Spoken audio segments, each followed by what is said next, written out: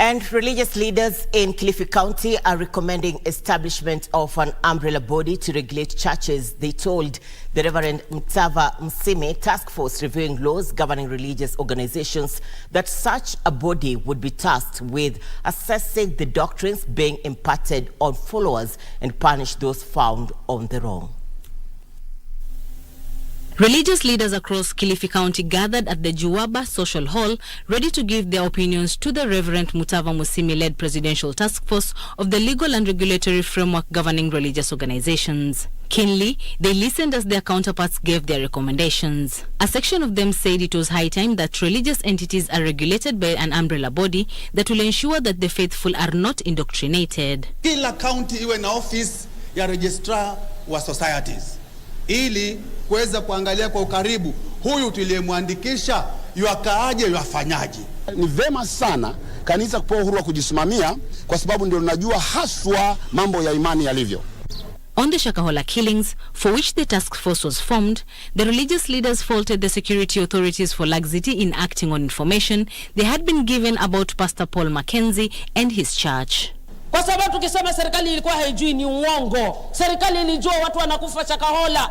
Leo hii imezuka ya kwamba serikali ndio imekasarika, inachukua jopo ambalo litataka kujua ya kwamba ilifanyika vipi. Some commotion ensued when televangelist Ezekiel Odero's lawyers tried in vain to give their recommendations on his behalf. If a person we are representing comes from Kilifi and his opinion cannot be heard, when we want to speak about what he has told us to come and say and also to protect his interests, how do we proceed?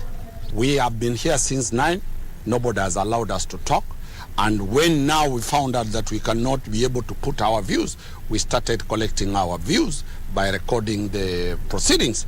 We were denied that right. So we feel there is some malice, there is an agenda targeting our client, and that is why we are saying we will look for legal ways to deal with that question. The task force chair, Reverend Mutava, sought to quell tempers. Not everybody who raised their hands spoke.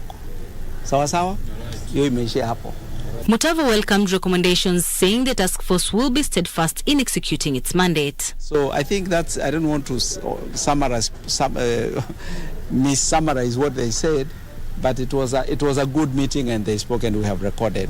In some cases kulikuwa na submissions, kwingine watatutumia.